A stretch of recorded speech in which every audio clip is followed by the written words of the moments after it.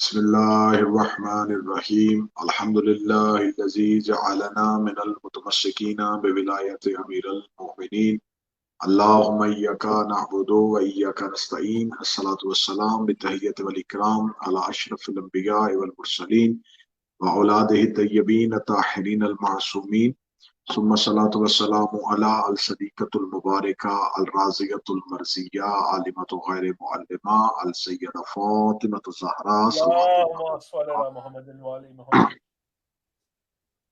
ولعن الله تعالى على أعدائهم أجمعين أما بعد فقد قال الحق سبحانه تعالى في كتابه المجيد وفرقان الحميد بسم الله الرحمن الرحيم هل جزاء الإحسان إلا الإحسان بلندتر صلوات اللهم صل على محمد وعلى محمد.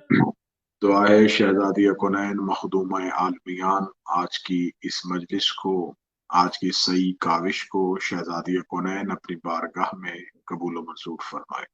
الہیہ جس نیک نیتی کے ساتھ، جس نیک مقصد کے ساتھ ہم شہزادی ملکۃ العرب کی یوم وصال پہ بی بی کی رخصت کی شب میں شہزادی کا تعزیت اور پرسہ بارگاہ صاحب العصر میں پیش کر رہے ہیں، سرکار امام زمانہ اس پرسے کو اپنی بارگاہ میں قبول و منظور فرمائے۔ الہیہ اور بی بی ملکۃ العرب کے طفیل پوری دنیا میں جتنے بھی حضرات اس مجلس کو لائیو دیکھ رہے ہیں یا جو بعد میں اس مجلس کو دیکھیں اور سنیں، میرا مالک ان تمام کی توفیقات خیر میں اضافہ فرمائے، الہیہ اور بالخصوص و بالعکس ولایت علی چینل کے روح رواں ہمارے برادر جناب سید انتصار شاہ صاحب کے رزق معرفت میں اور رزق ولایت میں تقویت عطا فرمائے۔ الہیہ آج کی یہ مجلس مخصوص و منسوب ہے شہزادی ملکۃ العرب ام المعصومین بی بی خدیجۃ الکبریٰ صلوات اللہ علیہا کے یوم وصال کے لیے۔ میں نے تذکرہ مخدومہ کرنے کے لیے، تذکرہ معصومہ کرنے کے لیے خدا کے قرآن سے اس شہرا آفاق آیت کو پڑھا، جس میں خدا خود ارشاد فرما رہا ہے کہ احسان کا بدلہ احسان ہے، نیکی کا بدلہ نیکی ہے۔ یہ معیار خدا نے پیدا کیا ہے، یہ معیار خود قانون قدرت نے دیا ہے، یہ خالق کائنات کا دیا ہوا قانون ہے کہ جو بھی تم سے نیکی کرے گا، جو بھی تم پہ احسان کرے گا، تمہیں اس کا بدلہ احسان ہی کی صورت میں دینا ہے۔ تو ہو نہیں سکتا کہ جس نے یہ قانون بنایا ہے اس نے اس قانون کو خود مد نظر نہ رکھا۔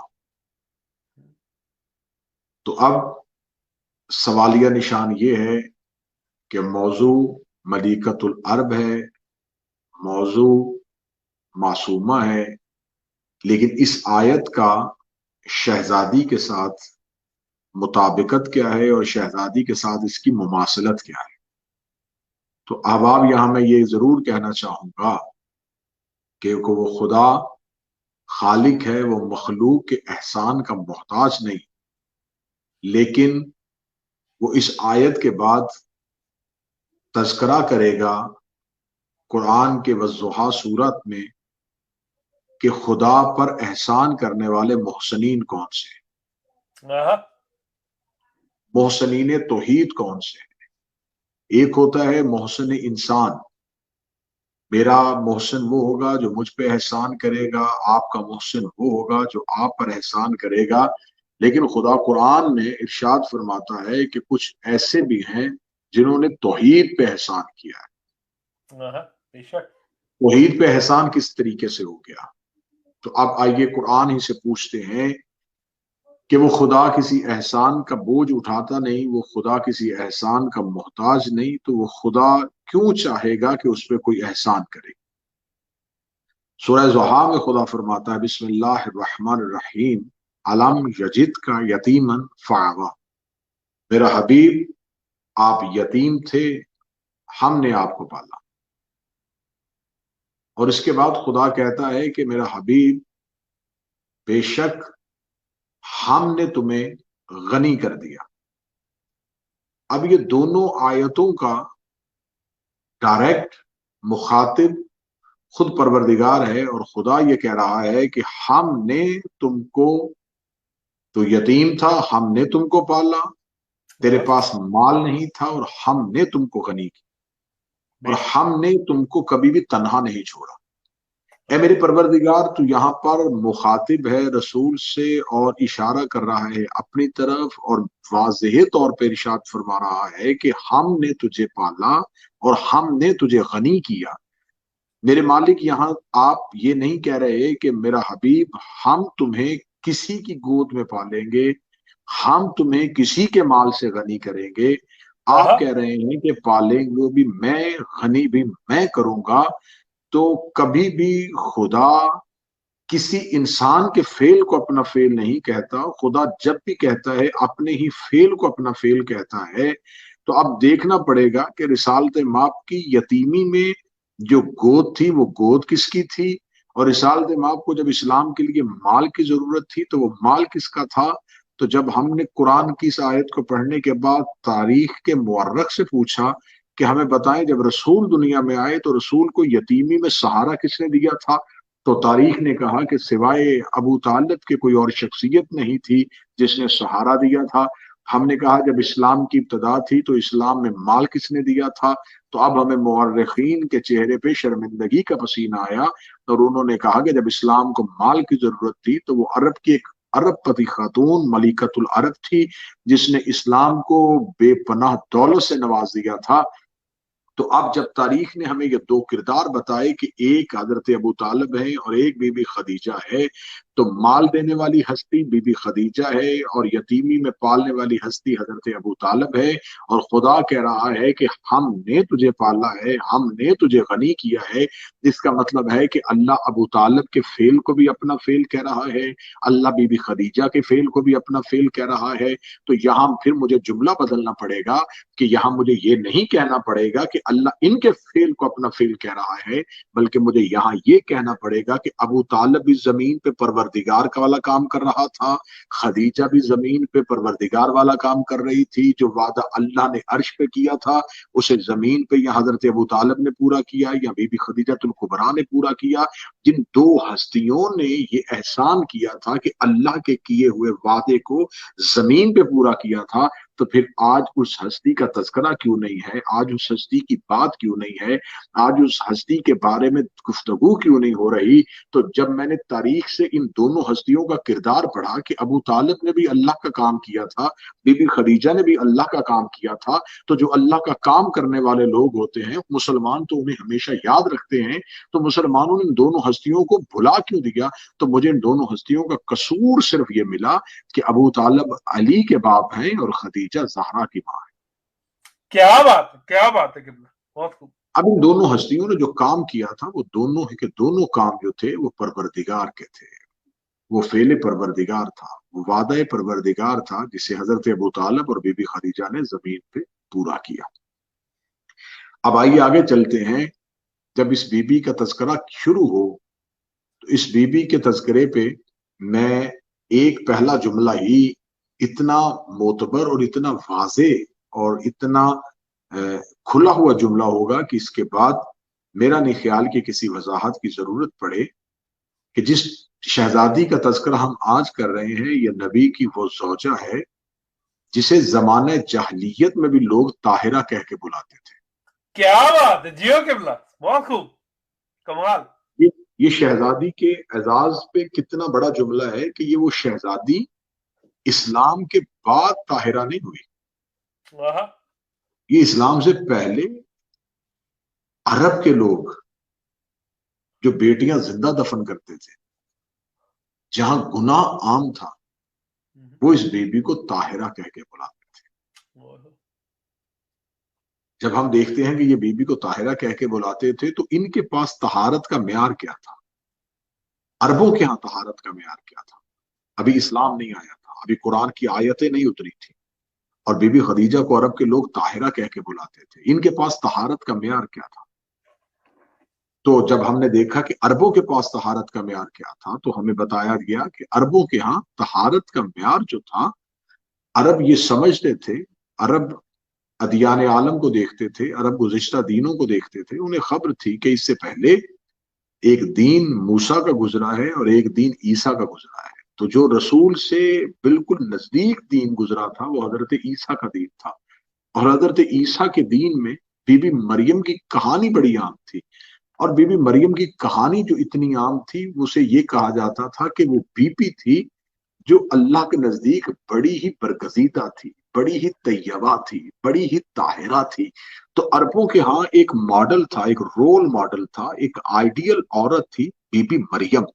عربوں نے اپنے معاشرے میں ڈھونڈ کے دیکھا کہ جسے ہم نے آسمانی کتابوں میں پڑھا ہے اور جس کا قصہ عیسائیوں نے ہمیں سنایا ہے اور جو ہم نے آسمانی صحائف میں پڑھا ہے، کہ کوئی ایسی بھی عورت ہوتی ہے جو عورت ہو اور اتنی برگزیدہ ہو اور اتنی پاکیزہ ہو۔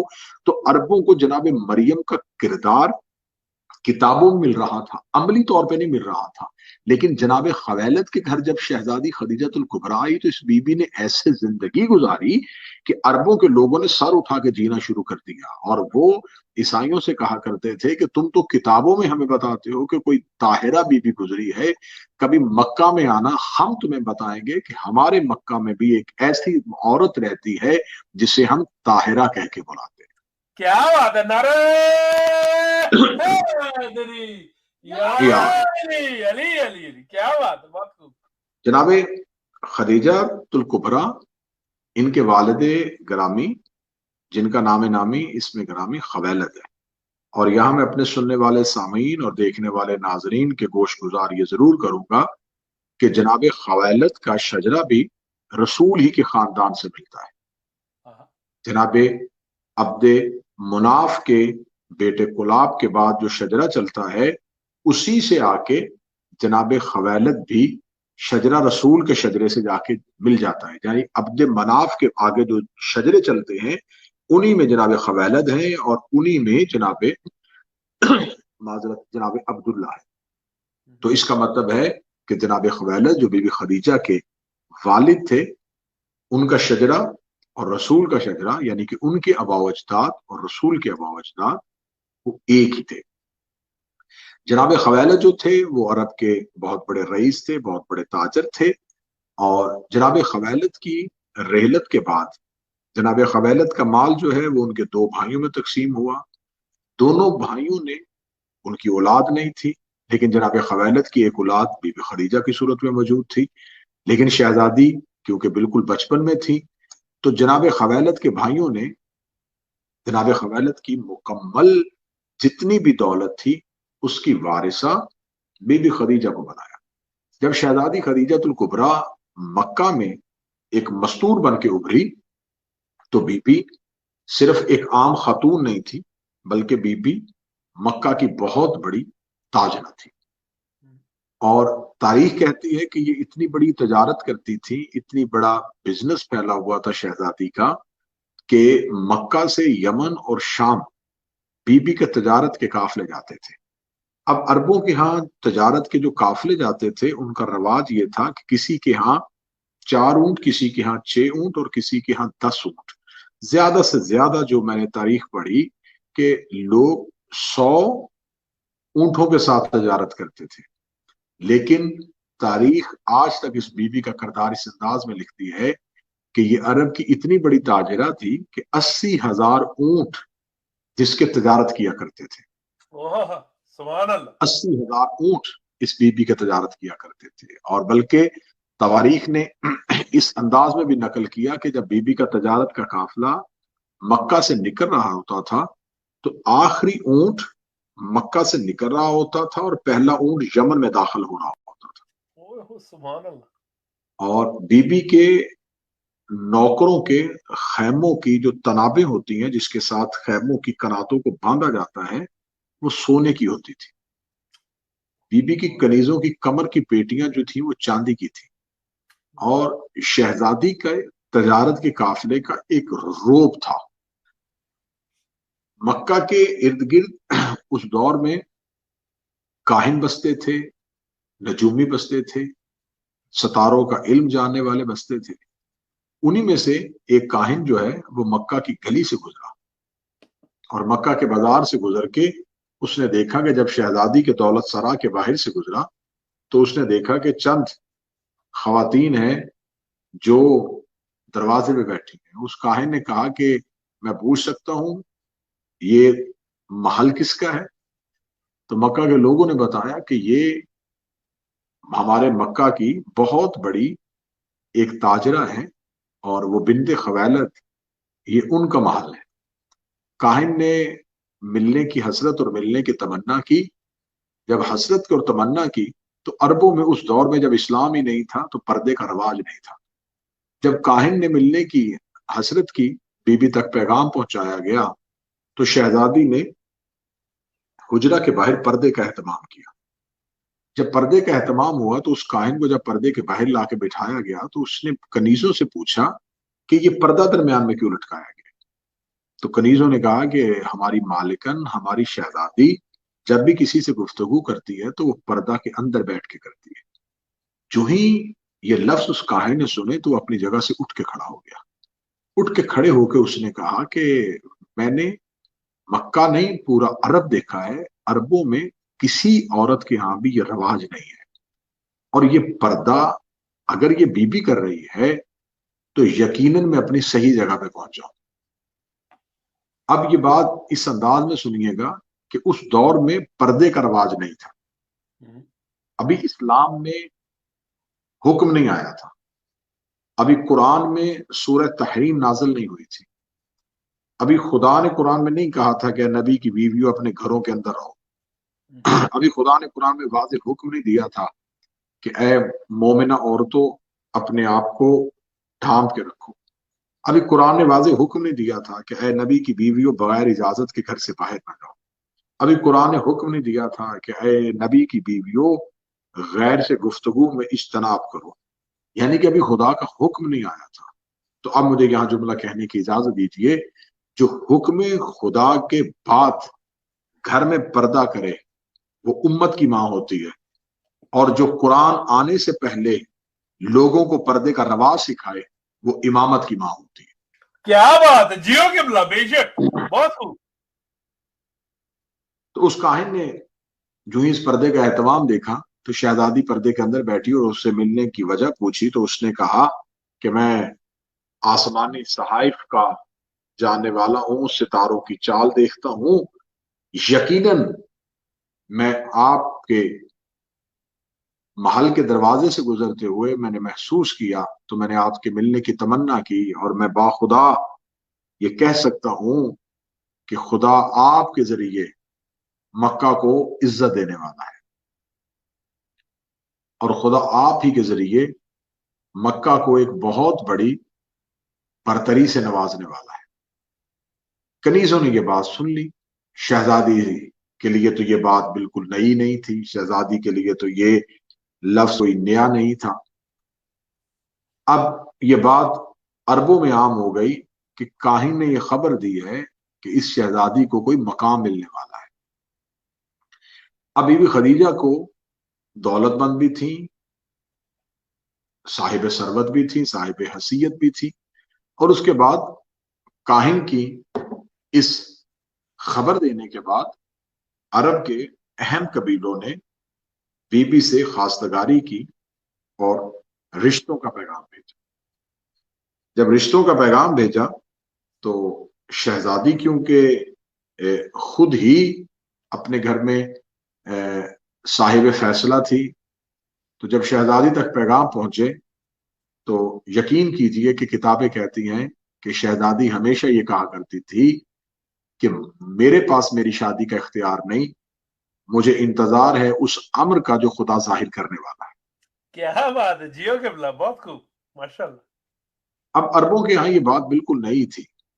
اور دوسری بات میں یہاں اپنے سننے والے سامعین کے اذہان میں ضرور اس بات کی دلیل دوں کہ کچھ بدبخت مورخین نے شہزادی کی عزت کو کم کرنے کے لیے شہزادی کی عمر مبارک کو زیادہ لکھا کہ بی بی کی عمر مبارک جو تھی وہ 40 سال تھی اور رسول کی عمر مبارک شادی کے وقت 25 سال تھی.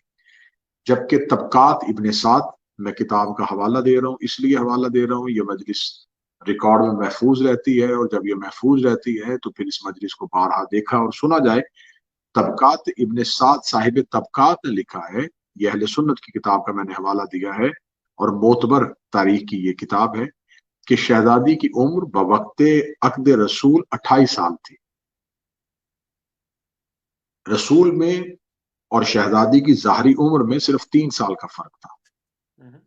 دوسری بات جو شہزادی پہ ایک الزام لگایا جاتا ہے وہ الزام یہ لگایا جاتا ہے کہ معاذ اللہ ثم معاذ اللہ یہ شہزادی بیوہ تھی. ان کا پہلے عقد ہو چکا تھا اور بعد میں پھر دوبارہ نکاح جو ہے وہ رسالت باب سے ہوا. تو یہاں میں یہ سوال کرنا چاہوں گا کہ اگر بی بی کا عقد پہلے ہوا تھا تو جو تاریخ نے ہمیں لکھا ہے کہ بہت سے اہم قبیلے کے افراد نے بی بی کو شادی کا پیغام بھیجا تو شہزادی نے اس شادی کے پیغام کو وصول کرنے سے جو انکار کیا تو ان روایات میں ہمیں وہ روایت کیوں نہیں ملی کہ کوئی ایسا پیغام بھی آیا تھا جسے شادی کے لیے بی بی نے قبول کر لیا تھا. تو ہمیں ڈھونڈنے سے بھی کوئی روایت ایسی نہیں ملی کہ شہزادی نے کسی پیغام کو قبول کر لیا ہو. شہزادی ہر پیغام کو ٹھکراتی رہی بالآخر یہ ہوا کہ شہزادی کے سامان تجارت کے لیے جو اونٹ جاتے تھے ان اونٹوں میں سے بہت سے اونٹوں سے مال چرا لیا جاتا تھا. جب بار بار اونٹوں سے مال چرایا جاتا تھا تو بی بی کے نوکروں نے آ کے کہا کہ شہزادی ہم مانتے ہیں ہم جانتے ہیں کہ اتنے مال کے چھن جانے سے یا اتنے مال کے چوری ہو جانے سے آپ کی حیثیت میں کوئی فرق تو نہیں پڑتا لیکن ہم آپ سے گزارش کرتے ہیں کہ آپ اس مال کے چھن جانے پر کوئی درخواست کریں.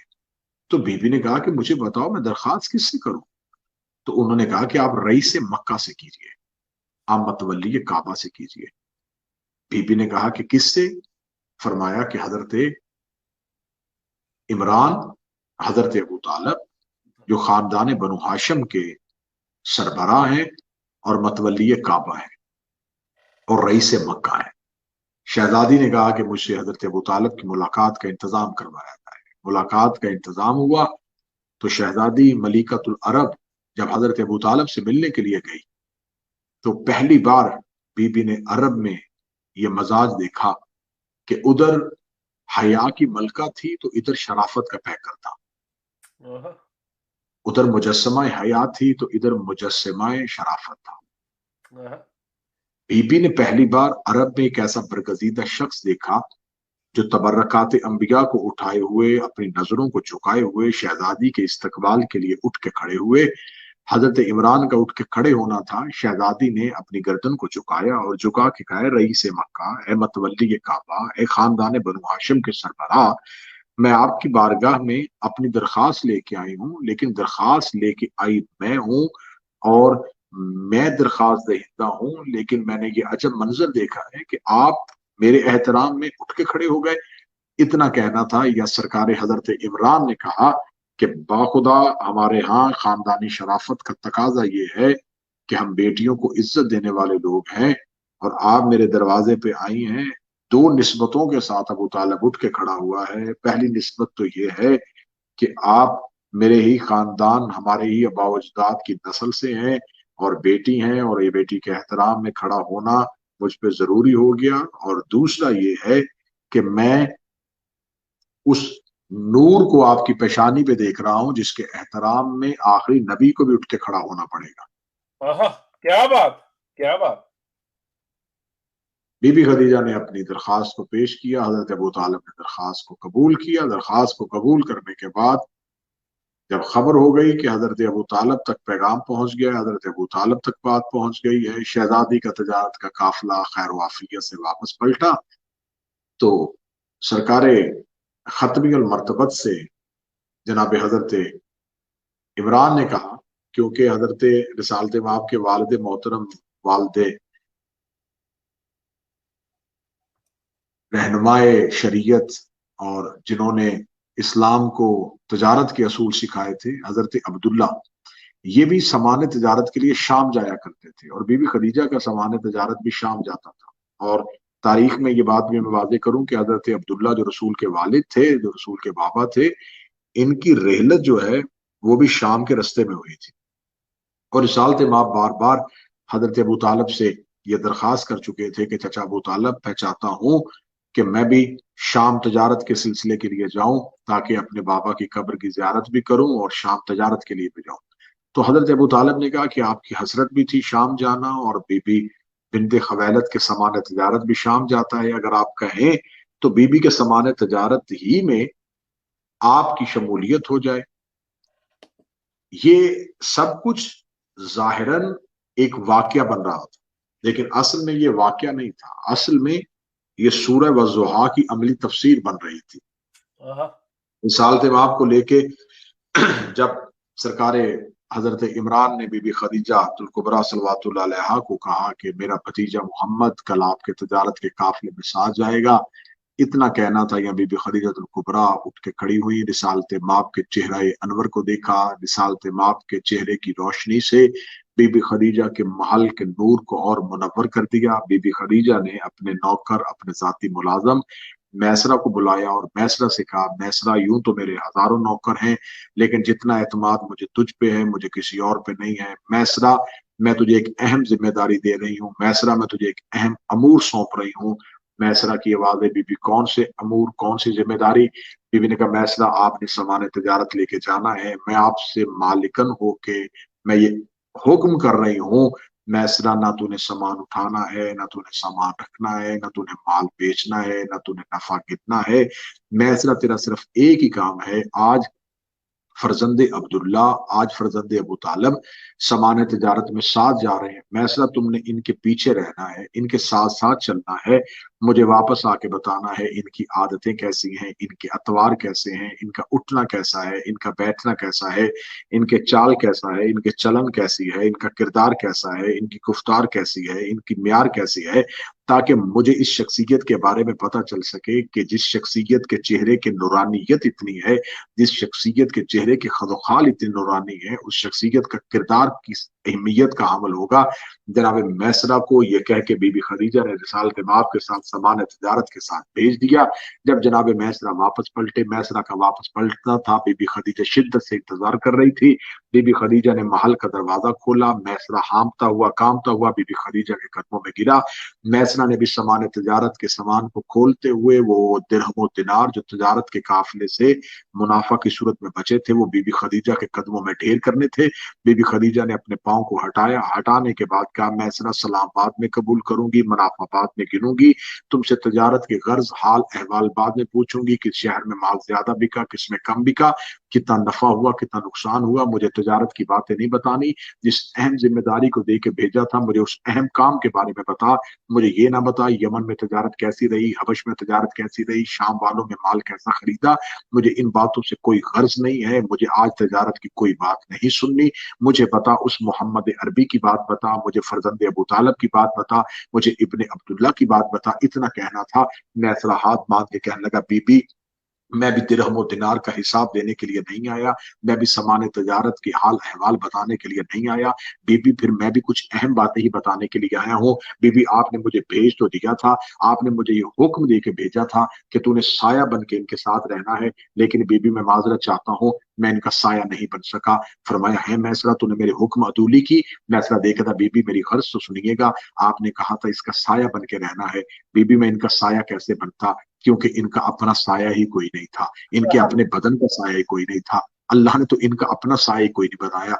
बीबी ने कहा, चल मुझे छोड़, मुझे बता, रस्ते में साथ रहा है, इतने दिन साथ गुजारे हैं, चाल चलन आते अतवार करदार गुफ्तार म्यार गुफ्तगू ये सब कुछ कैसा था? मैं ऐसा देखा था बीबी, मैं फिर क्या क्या बातें बताऊं। ये जंगल में जाते थे, दरिंदे इसके पास अपनी फरियादें लेके आते थे, दरख्त इसे झुक झुक के सलाम करते थे, परिंदे अपने परों के सर पे साया करते थे, जर्रे इस पे उठ उठ के दरूद पढ़ते थे, ये रेत पे पांव रखता था नक्श नहीं उभरते थे, ये पत्थर पे कदम रखता था नक्श उभर जाते थे। बीबी, ये जहां से गुजरता था हवाओं का तरन्नुम बदल जाता था, ये दरिया के किनारे से गुजरता था, पानी समुद्र की लहरें उछल उछल के इसके कदमों के बोसे लिया करती थी। बीबी, अगर किसी गुलस्तान से इसका गुजर होता था तो महकते हुए फूलों की महक बदल जाया करती थी, मुरझाए हुए फूल दोबारा खिलना शुरू हो जाते थे। बीबी, ये बेसमर दरख्त के साए में रुकता था तो उसमें समर लगने शुरू हो जाते। बीबी, ये सूखी हुई टहनी को हाथ लगाता था तो वो हरियाली हो जाती थी। बीबी, मैंने इसके क्या क्या मंजर देखे। बीबी, ये जहां चलता था एक नूर का हाला इसके इर्द गिर्द चलता था। इतनी बातें बताना था। या बीबी खदीजा ने कहा, मैसरा خاموش ہو جا، میسرہ خاموش ہو جا، اس کے بعد مجھے کوئی اور بات نہ بتا، میسرہ جلدی کر، اسی ابو طالب کے دروازے پہ جا اور اس سے جا کے کہے کہ پورے عرب کے لوگ میرے دروازے پہ آئے تھے کہ ہم بھی آپ سے رشتہ چاہتے ہیں۔ ابو طالب سے کہے کہ خویلد کی بیٹی کہتی ہے کہ اگر آپ کا بھتیجا محمد چاہے تو میں اس کی کنیزی میں آنا چاہتی ہوں۔ نعرہ حیدری یا علی اللہم صلی اللہ محمد وعلی محمد۔ جیو قبلہ جیو، کیا بات ہے، بہت خوب۔ یہ کہنے کے بعد بی بی نے کہا میسرہ اگر یہ اہم کام تیرے ذریعے ہو گیا، یہ پیغام لے کے تو چلا گیا اور تیرے پیغام کو انہوں نے قبول کر لیا، تو میسرہ 100 اونٹ سونا اور 80 اونٹ چاندی اور یمن کی جائیداد میں تجھے دیتی ہوں۔ جب کا 100 اونٹ سونا، 80 اونٹ چاندی اور یمن کی جائیداد، ایک دفعہ میسرہ نے اپنے آنکھوں کو جھکایا اور ہاتھ باندھ کے کہا بی بی آپ کی نوکری کی ہے، آپ کی غلامی کی ہے، بی بی لالچ تو نہیں ہے، لیکن اگر آپ نے قیمت لگا ہی دی ہے تو بی بی 100 اونٹ سونا اور 80 اونٹ چاندی یہ اجرت تھوڑی ہے، یہ معاوضہ تھوڑا ہے۔ جب کہا یہ اجرت تھوڑی ہے، یہ معاوضہ تھوڑا ہے، تو بی بی نے کہا 100 اونٹ سونا 80 اونٹ چاندی اپنی مرضی سے دے رہی تھی، اگر اب بھی معاوضہ تھوڑا لگتا ہے تو مجھے بتا اس اہم کام کے لیے تو اپنی مرضی کی قیمت بتا، میں وہ مرضی کی قیمت دے دوں۔ میں ایسا دیکھا تھا بی بی نہ سونا چاہیے نہ چاندی چاہیے، جو کچھ میں سفر میں دیکھ آیا ہوں مجھے اتنا یقین ہے جنت تیری اولاد کی محبت کا نام۔ کیا بات ہے جی قبلہ، کیا بات بی بی مجھ ہے۔ سے آپ جنت کا وعدہ کیجئے۔ پیغام لے کے میسرہ گئے، پیغام وصول ہوا، شادی کا دن طے پایا، رسالت مآب کی بارات حضرت ابو طالب کے گھر سے چلی۔ باراتی مکہ کے لوگ نہیں تھے، باراتی عرب کے لوگ نہیں تھے، بارات اس انداز سے گھر سے چل رہی تھی کہ خدا نے رسول کی بارات کا انتظام ایسے کیا تھا، ابراہیم نبی کو تاج خلت پہنا رہے تھے، حضرت یوسف میرے نبی کے حسن کا صدقہ دے رہے تھے، داؤد اپنی خوبصورت آواز میں نبی کا سہرا پڑھ رہے تھے، اور مکے کے رستوں میں اسماعیل اپنے قدموں سے جس کے زمزم نکلی تھی وہ پانی چھڑکانے کا بندوبست کر رہے تھے۔ براتیوں میں کہیں ابراہیم، کہیں اسماعیل، کہیں یعقوب، کہیں یحییٰ، کہیں زکریا، کہیں داؤد، کہیں عیسیٰ، کہیں موسیٰ۔ براتی اس انداز سے حضرت ابو طالب کے دروازے پہ کھڑے تھے کہ آج کائنات کے سب سے بڑے نبی کی سلطان الانبیاء اور سردار الانبیاء کی بارات جا رہی ہے۔ جب نبی اپنے گھر سے بارات لے کر نکلے تو نبی کی حالت کیا تھی؟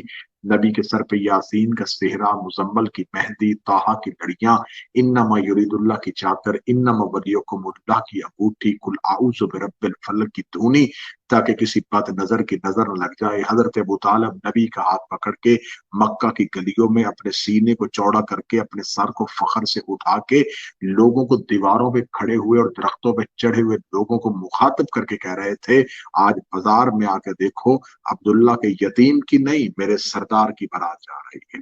کیا بات ہے، نعرہ حیدری یا علی علی علی، کیا بات۔ بارات اس انداز سے چلی، بارات کا استقبال اب انہونا ہونا تھا۔ میں نے جملہ کہا تھا، آپ نے گوشت گزار آپ کے کیا کہ براتیوں میں کہیں ابراہیم، کہیں اسماعیل، کہیں یعقوب، کہیں یحییٰ، کہیں زکریا، کہیں داؤد، کہیں موسیٰ، کہیں عیسیٰ۔ برات بڑے عروج کے ساتھ جا رہی تھی، براتیوں میں ایک روب تھا کیونکہ براتیوں میں انبیاء جا رہے تھے، براتیوں میں ملائکہ جا رہے تھے، لیکن جو ہی برات بی بی خدیجہ کے محل کے دروازے پہ پہنچی تو براتیوں کی آنکھیں پھٹی کی پھٹی اور دم بخود رہ گئی، کیونکہ استقبال کرنے والیوں میں کہیں مریم کھڑی تھی، کہیں حوا کھڑی تھی، کہیں آسیہ کھڑی تھی، کہیں سارہ کھڑی تھی۔ جی قبلہ، بہت خوب، برات کا استقبال کیا گیا،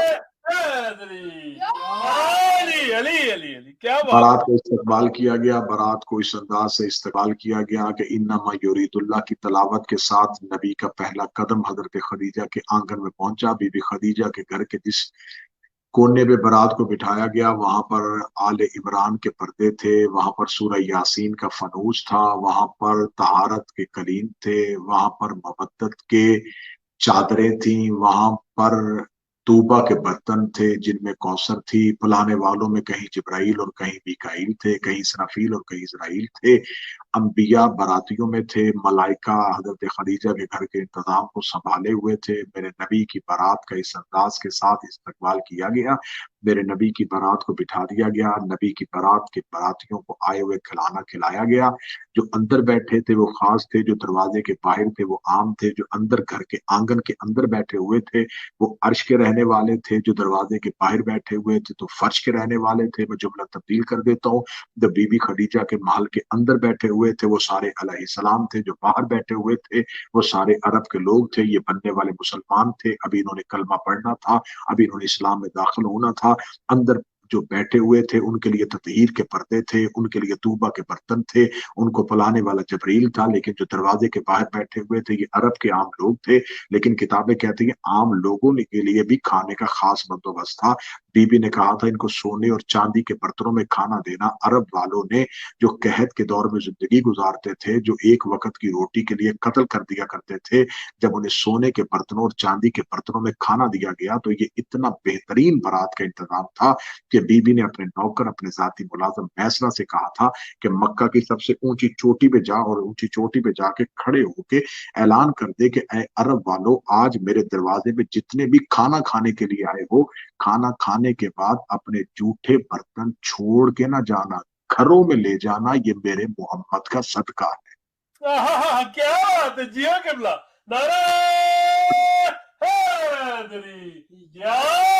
अली अली, क्या बात। ये मेरे नबी का सदका है, ये मेरे रसूल का सदका है, बहुत खूब। ताकि जब तक तुम बर्तन देखोगे तुम्हें नबी की बारात याद आएगी। और यहां पर मैं जुमला जरूर कहूंगा, शादियां रसूल की 9, 11 या 13, ये बात मैं ऑन रिकॉर्ड कह रहा हूं और ये बात मैं रिकॉर्ड करवाने लगा हूं। 9 शादियां, 11 या 13, पूरी की पूरी जिम्मेदारी के साथ मैं ये बात रिकॉर्ड करवाने लगा हूं। इतनी नबी की शादियों में से बारात सिर्फ और सिर्फ बीबी खदीजा के घर गई। क्या बात है, बेशक, बहुत खूब किबला, किसी और दरवाजे पे बारात नहीं गई, किसी दरवाजे पे नबी दुल्हा बन के नहीं गए। बाकी जितनी भी बीवियां थी, जितनी उम्महातुल मोमिनीन थी, वो खुद रसूल के घर आई। ये वाहद बीबी है जिसे लेने के लिए रसूल चल के गए। क्या बात है किबला, बहुत खूब। और मुझे यहाँ पर मैं जब भी अपनी तकरीर में ये जुमला कहूँ तो मुझे जुमला याद आ जाता है, किबला मुबल्लिग आज़म मौलाना इस्माइल आला मकाम का। वो कहा करते थे कि शादियां 11 या 13, वलीमा एक ही का पका है। क्या बात है, क्या बात है, जियो किबला। रसूल के घर में एक ही बीबी के आने की खुशी हुई। मैंने बारात का मंजर पढ़ा, बारात का आना पड़ा, बारात बिठा दी गई, बारात बैठ गई, और जब बारात बैठ गई तो अब आया नबी का वक्त निकाह। अब मुअर्रख की जुबान पे ताला, अब तारीख के माथे पे पसीना, क्योंकि ये रसूल की शादी हो रही है ऐलान नबूवत से पहले। अब ऐलान नबूवत से पहले शादी है और मुअर्रख ये लिख चुका है कि नबी 40 साल पहले नबी नहीं थे। अब मुअर्रख यहां हमें ये बताए कि जिस वक्त नबी की 25 साल की ज़ाहरी उम्र में शादी हुई, अक्द हुआ बीबी खदीजा से, उस वक्त तो कोई मुसलमान भी नहीं था, क्योंकि अभी तो मुसलमान कैसे होते, अभी तो दावत इस्लाम ही नहीं दी गई। जब दावत ही नहीं दी गई तो मुसलमान कैसे बने? जब मुसलमान ही नहीं बने तो फिर सहाबी कैसे बने? जब सहाबी नहीं बने तो फिर रजी अल्लाह कैसे बने? तो अभी कोई भी मुसलमान नहीं। तो जब मुसलमान कोई नहीं था तो फिर हमें बताया जाए कि हमारे नबी का निकाह किसने पढ़ाया था। क्या बात है, बहुत खूब। हमारे नबी का खुतबा निकाह किसने पढ़ाया? और यहां मैं ये लफ्ज भी जरूर कह दूं कि शरीयत में ये मसला है कि अगर इंसान اپنا صحیح مخارج کے ساتھ پڑھ سکے تو وہ خود بھی پڑھ سکتا ہے.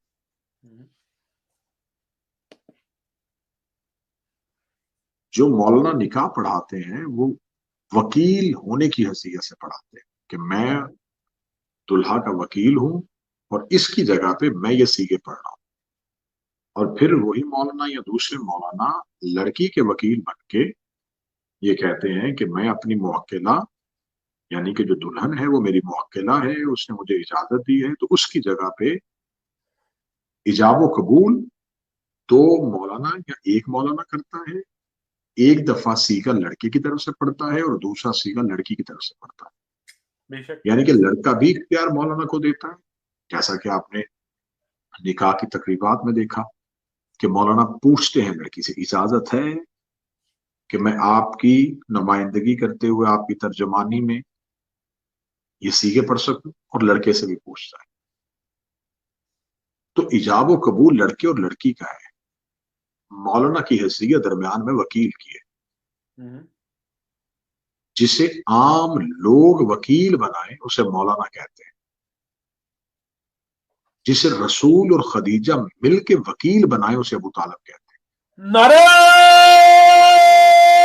حیدری یا علی اللہم صلی علی محمد علی محمد. جیو قبلہ جیو، کیا بات ہے، بہت خوب. اب نکاح جو ہے وہ کس نے پڑھایا؟ حضرت ابو طالب. اور نکاح میں حضرت ابو طالب نے جو خطبہ پڑھا وہ خطبہ آج بھی کتابوں میں موجود ہے. حضرت ابو طالب نے جب خطبہ شروع کیا تو حضرت ابو طالب نے کہا الحمدللہ الذی جعلنا من ذریۃ ابراہیم. تعریف ہے اس اللہ کی جس نے ہمیں ابراہیم کی اولاد میں رکھا. یہ نہیں کہا کہ جس نے رسول کو ابراہیم کی اولاد میں رکھا، جس نے ہمیں دلہا بھی دلہن بھی اور نکاح خان بھی، جس نے ہمیں ابراہیم کی اولاد میں رکھا. الحمدللہ. حضرت ابو طالب نے نبی کے خطبہ نکاح پہ میں دوسری بات آج کی مجلس میں اور ریکارڈ کہنے لگا ہوں کہ ہمارے نبی کے عقد کے نکاح کے موقع پر حضرت ابو طالب نے جملہ کا الحمدللہ. یہ الحمدللہ سب سے پہلے زبان حضرت ابو طالب سے نکلا. کب نکلا؟ جب رسول کی ظاہری عمر 25 سال تھی. اعلان نبوت کرنا ہے 40 سال کی عمر میں. قرآن اترنا شروع ہونا ہے 40 سال کے بعد. 40 سال کے بعد قرآن اترے گا. اس قرآن میں ایک الحمدللہ رب العالمین کی آیت آئے گی. پھر اس آیت کو سورہ حمد کہا جائے گا. پھر اس سورہ حمد کو جب نماز کا حکم آئے گا پھر نماز میں پڑھنا واجب قرار دیا جائے گا. ابھی اتنا پروسیس باقی ہے کہ ابھی الحمد کی اس آیت کو اتنا ضروری کرنا ہے کہ اگر مردہ بخشوانا ہے تو پھر بھی اسے پڑھنا. نماز بھی اس کے بغیر نہیں ہو سکتی، اللہ بھی اس کے بغیر راضی نہیں ہو سکتا. میرے مالک تو نے قرآن میں اتنی صورتیں رکھی ہیں، تو نے قرآن میں رحمان جیسی صورت رکھی ہے، یاسین جیسی صورت رکھی ہے، تو میرے مالک تو نے نماز میں سورہ حمد کو واجب کیوں کیا ہے؟ آج میں رات سے پردہ اٹھانے لگا ہوں. اللہ نے سورہ حمد کو اس لیے واجب کیا ہے، یہ الحمدللہ پہلی بار ابو طالب کی زبان سے نکلا تھا. تو خدا نے قیامت تک کے لیے ہر دشمن ابو طالب کے چہرے پہ تماچا مارا ہے کہ تم مسلح سے نیچے اتر کے ابو طالب کے ایمان پہ شک کر سکتا ہے. نماز تب تک مکمل نہیں ہو سکتی جب تک ابو طالب کا کہا ہوا جملہ تیری زبان سے ادا نہ ہو.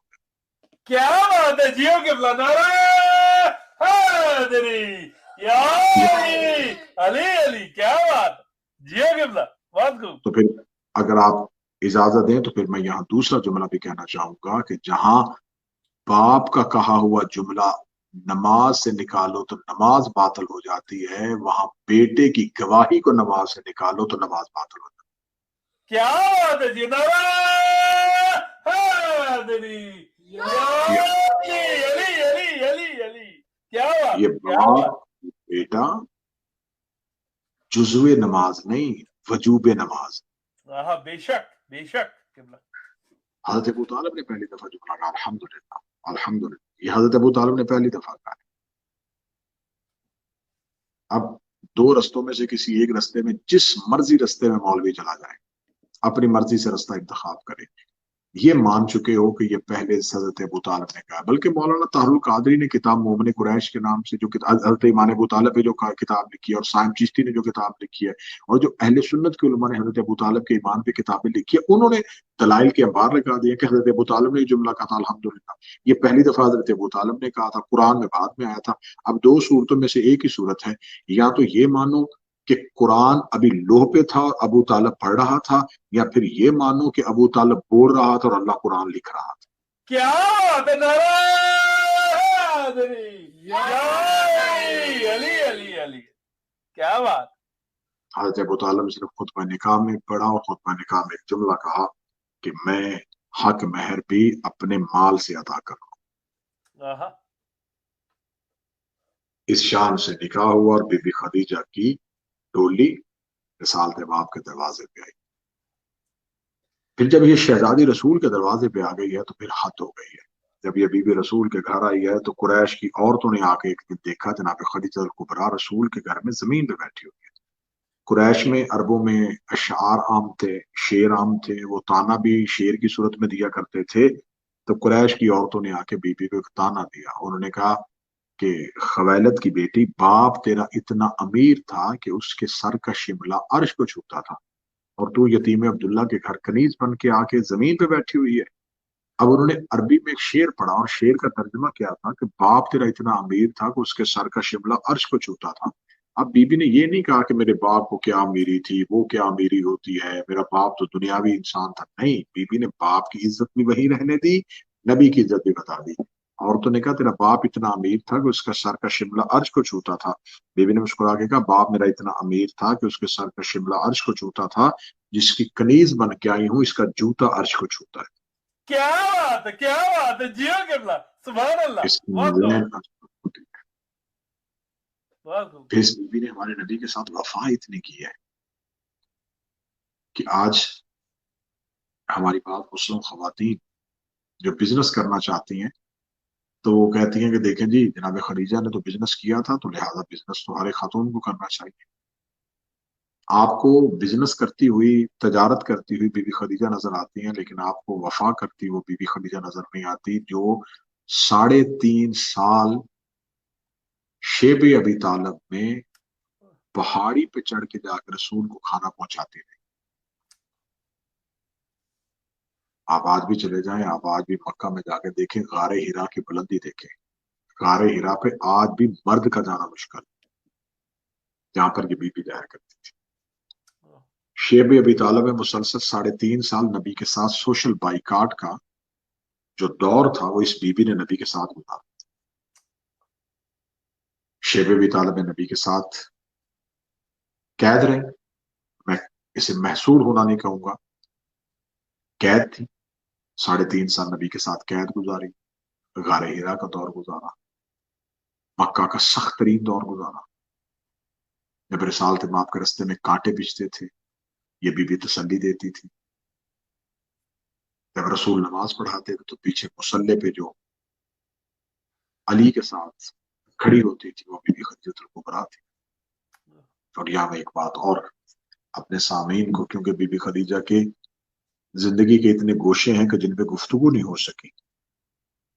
جناب خدیجہ الکبریٰ کو اللہ نے 4 بیٹے دیے تھے، چاروں واپس لے لیے۔ جناب قاسم جن کی وجہ سے مشہور ہوئے، ابو القاسم، جناب طیب، جناب طاہر، جناب عبداللہ۔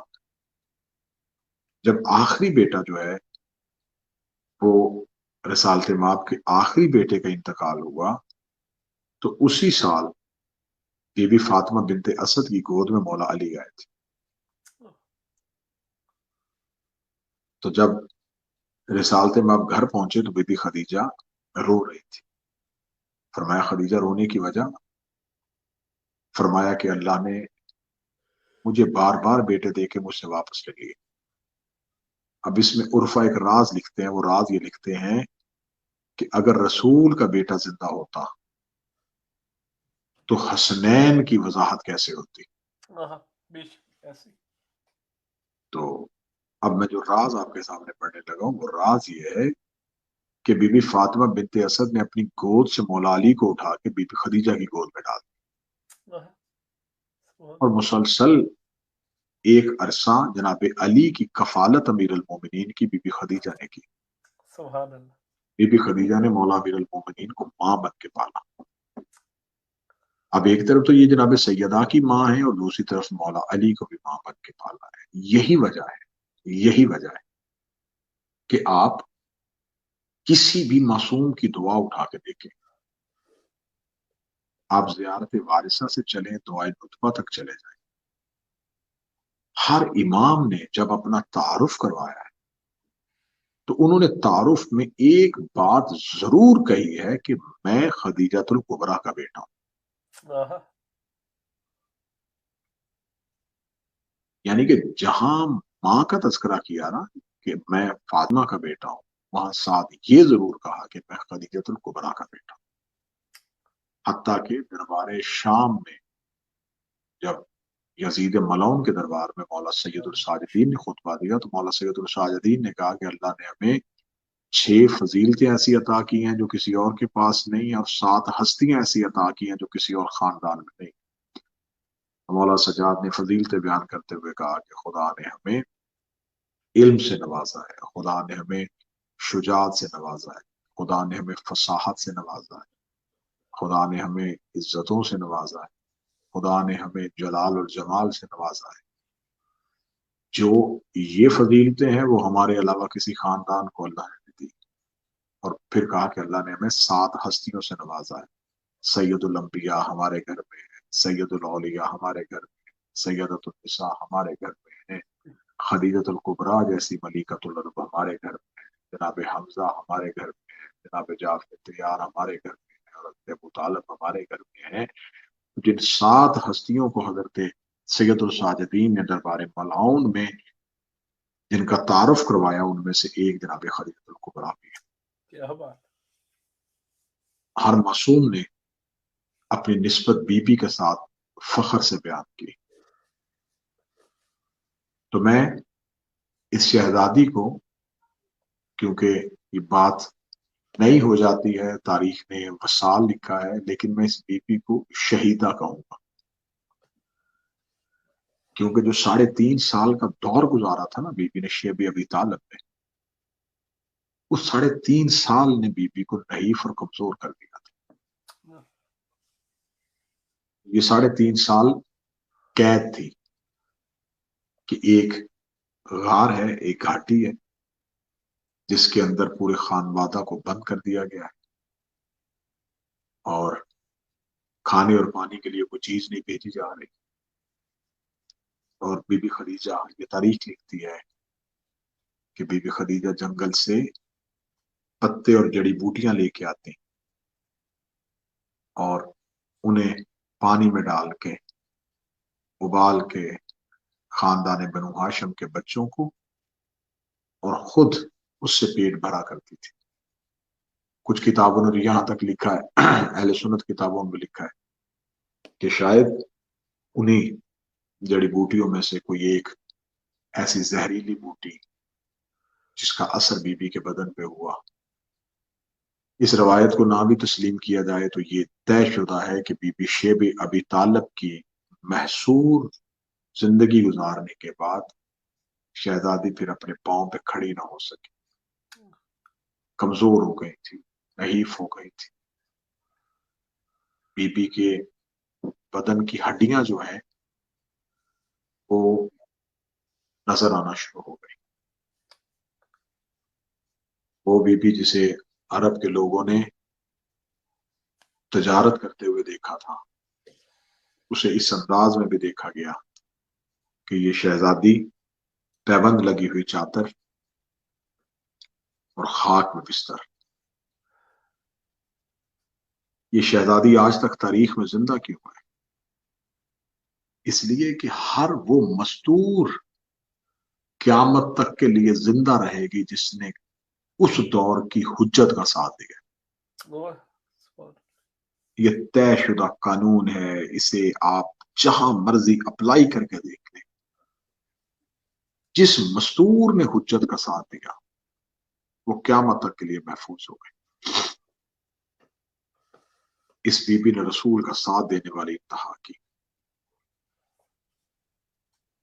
एक दफा रिसालत में आप तबलीग के लिए घर से निकले और मक्का के लोग, मक्का के बच्चे नबी को पत्थर मार रहे थे।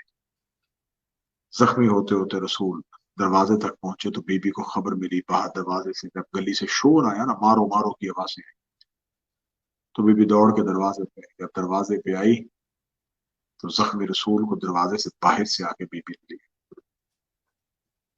तो वो जो लोग पीछे दौड़ रहे थे, एक जुलूस था जो नबी के पीछे दौड़ रहा था, जब दरवाजे पे बीबी खदीजा को देखा तो सबके हाथों से पत्थर गिर के और वापस चले गए। जख्मी रसूल को लेके बीबी हुजरे में आई, रसूल के जख्म साफ किए।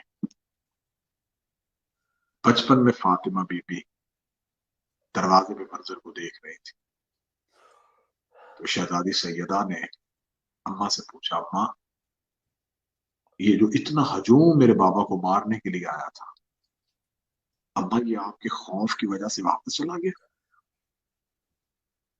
तो रोते हुए बीबी खदीजा ने कहा, ज़हरा अरब बड़े मलाउन है, लेकिन अरबों में आज भी ये रवाज मौजूद है, ये किसी को मार रहे हो ना, उसकी जोजा, उसकी बेटी या उसकी बहन आ जाए तो ये उसे छोड़ देते। बचपन में सैयदा के जहन में ये बात बैठ गई कि जिसे मार रहे हो उसकी कोई रिश्तेदार मस्तूर आ जाए तो ये उसे छोड़ देते। यही वजह है कि जब रिसालत माप के बदन पे इन्होंने एक जानवर की ओजरी फेंकी थी तो जनाब सैयदा घर से मस्जिद में गई थी बाबा को लेने के लिए, और लोग उस वक्त भी हजूम चला गया। दूसरी बार जनाब सैयदा को पता चल गया कि ये मेरे बाबा का कलमा नहीं पढ़ते लेकिन हया करते। बस यही बचपन की बातें जहन में बैठ गई थी। जब अली के गले में रस्सी आई तो ज़हरा दरवाजे पे आ गई।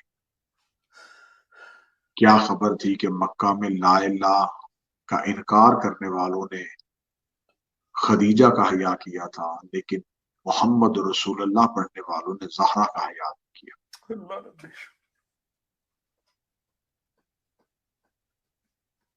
अकलौती बेटी थी बीबी खदीजतुल कुबरा की जनाब सैयदा, और आज के जमाने पे आप मेरे जुमले को अप्लाई करके देख लीजिएगा। जिस वालदैन की अकलौती बेटी हो ना, बेटा कोई ना हो, तो उन माँ बाप को बड़ी फिक्र लाहक हो जाती है। वो बार बार ये कहते हैं कि हमारी बेटी को हमारे मरने के बाद संभालेगा कौन। बस मैं आखिरी जुमलों के साथ यहीं पे मजलिस को तमाम करूंगा। जब आखिरी रात आई है ना, ये 9 और 10 रमजान की दरमियानी शब बीबी खदीजतुल कुबरा की, तो नहीफ हो चुकी थी, कमजोर हो चुकी थी, बदन लागर हो चुका था, जिस्म में ताकत नहीं थी। किताबें कहती हैं बस रेत पे खाक पे सर रख के ज़हरा की माँ लेटी रहती थी। एक आखिरी रात रिसालत माप हुजरे में आए, उठना चाहा, रिसालत माप जमीन पे बैठ गए। फरमाया, खदीजा सारी जिंदगी उठ के एहतराम किया है, अब आप पे उठने की ताकत नहीं है, अब मेरे एहतराम में उठा ना करें। बीबी खदीजा ने अपने नहीफ और कमजोर से हाथ को दूसरे हाथ का सहारा दिया, पेशानी पे हाथ रखा, या रसूल अल्लाह मेरा सलाम। फरमाया, खदीजा मेरा भी सलाम। आखिरी रात है, क्योंकि ये शहादत की शब है तो आखिरी रात के जुमले कोट करें।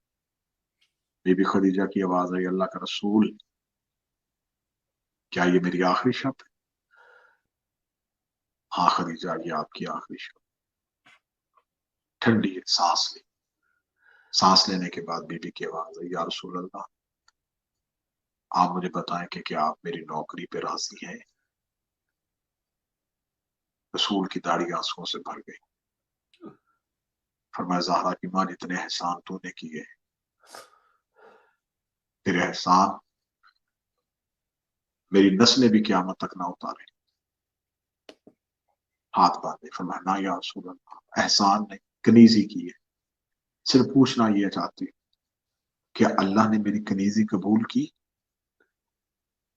رسالت امام نے فرمایا خدیجہ ایسی قبول کی، ایسی قبول کی، اللہ نے امامہ کی تیری نسل میں رکھ دی ہے، اب قیامت تک کے لیے تیرے ہی بیٹے امام ہو گئے، اللہ نے تیرے بیٹوں کو امام بنا دیا، اللہ نے تیرے بچوں کو جنت کا سردار بنا دیا، اللہ نے تیری بیٹی کو جنت کی سردار بنا دیا۔ جب رسول بی بی خدیجہ کو یہ فضائل سناتے رہے، بی بی مسلسل روتی رہی، روتی رہی، روتی رہی۔ رسالت امام نے فرمایا خدیجہ کہ اللہ کا یہ احسان کم ہے؟ بی بی نے سر پیشانی زمین پہ رکھی، فرمایا شکر اس پروردگار کا جس نے میری کنیزی کو قبول کیا، اور شکر تیرا جنہوں نے مجھے یہ غلامی اور کنیزی کا شرف بخشا۔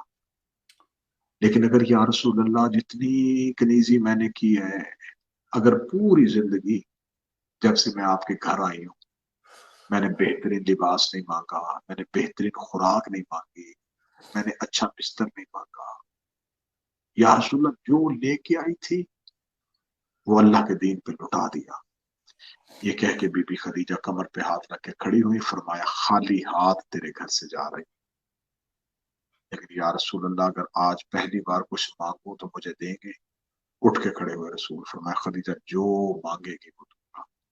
اتنا کہنا تھا، بی بی خدیجہ ہاتھ جوڑ کے کہتی ہے یا رسول اللہ بس اتنا مانگتی ہوں، میری فاطمہ کا بھائی کوئی نہیں ہے، میری زہرا کا بھائی کوئی نہیں ہے۔ یا رسول اللہ اگر زہرا کا بھائی ہوتا تو میں آج کی رات اسے وصیت کرتی کہ بہن کا خیال رکھنا، اب بھائی کوئی نہیں ہے، آپ رحمت للعالمین ہیں، میں آپ کو وصیت کر رہی ہوں میرے بعد میری فاطمہ کا خیال رکھنا۔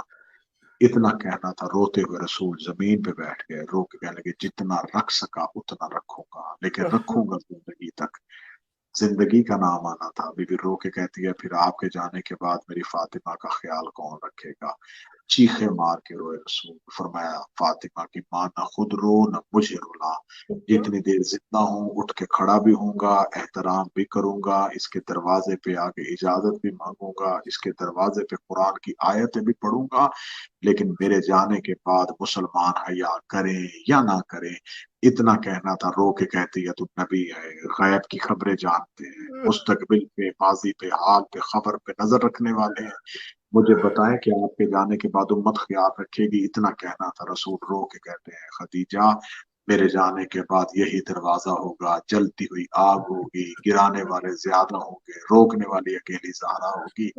اتنا کہنا تھا، یوں لپیٹ لیا جناب سیدہ کو اپنی باہوں میں، رو کے بی بی فاطمہ کا ماتھا چوم کے کہتی ہے زہرا جب ایسی مصیبت آئے جیسے میں نے محمد رسول اللہ کا خیال رکھا ہے، اس دور میں علی ولی اللہ کا خیال رکھنا، جیسے محمد کی رسالت کو بچایا ہے میری بیٹی علی کی ولایت کو بچانا۔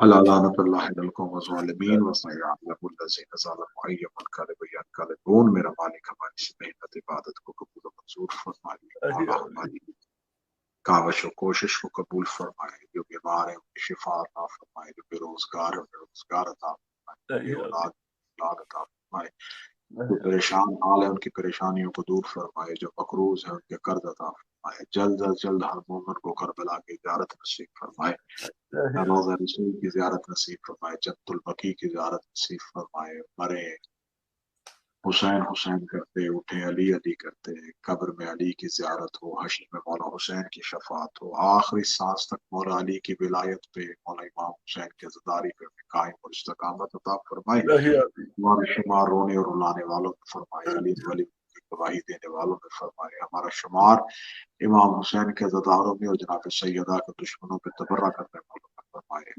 قائم ظہور میں تجلیل فرمائے، ہمیں ہمارے امام لشکر کے ساتھ ملائے، ہمارے مولا ہمارے آقا کو ہم پہ راضی فرمائے، اور میرے برادر کی بکار کی محنت کو میرے مالک کے جتنے بھی مرحومین ہیں انہیں جوار معصومین میں جگہ عطا فرمائے، دنیا بھر میں مجھ سمیت جتنے بھی مومنین کے مرحومین ہیں انہیں جوار معصومین میں جگہ عطا فرمائے، ان کے خاندان گھر کی تمام پریشانیوں کو حل فرمائے۔ ربنا تقبل منا انک انت السمیع العلیم، آمین یا رب العالمین۔